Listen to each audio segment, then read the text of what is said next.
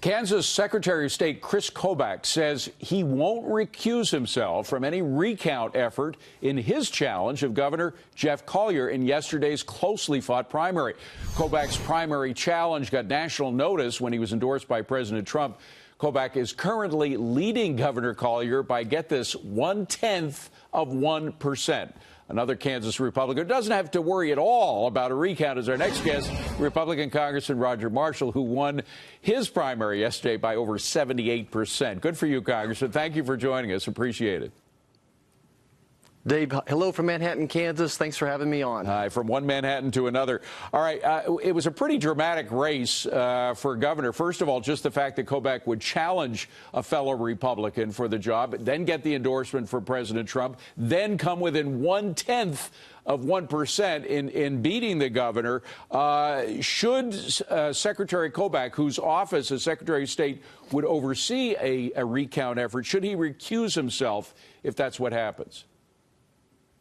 That's what I would prefer. I think it would make a lot more sense to bring in some non-bias, perhaps an accounting firm with supervision from the state legislator and make sure we get this right. It is kind of a strange circumstance that he'd have to recount his own race. But what is your takeaway, not only from this race, but in what happened generally yesterday?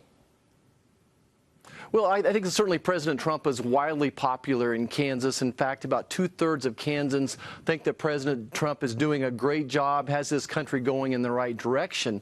But this kind of reminds me of what happened with our immigration bill a couple weeks ago, when at the last minute President Trump gave us his endorsement. So in this case, President Trump waited till the day before, and he didn't make any appearance here either. So I think a lot of his efforts were blunted. So however this plays out, I'm not sure. But I am certain, though, that if President Trump had came here and did a little bit more campaigning, he could have made a big difference. And we'll look forward to his help in November on this election, whoever wins it. What the Kansans, when they look at what is propelling them to the polls, what is motivating them, is it the economy? I mean, usually it's the economy is the #1 issue for most voters. Is that true? And do they credit the president for the reason that the economy is doing so well right now? Well, certainly the economy and national security are always the top two issues facing Americans year in and year out.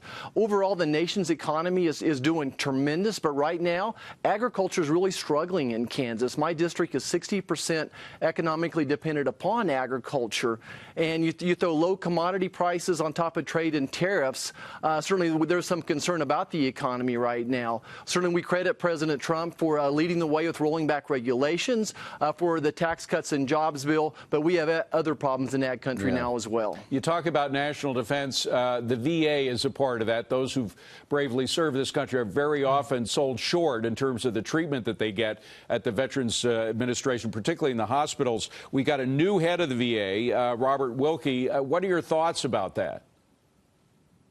Well, I'm going to go out and visit a couple of our VA clinics that we have right here in Kansas and rural America, and I'm excited. I'm proud of what this Congress has done and this president has done for the Veterans Administration. I think that we've increased funding some 40 or 50% compared to a decade ago. We're giving the veterans more choices.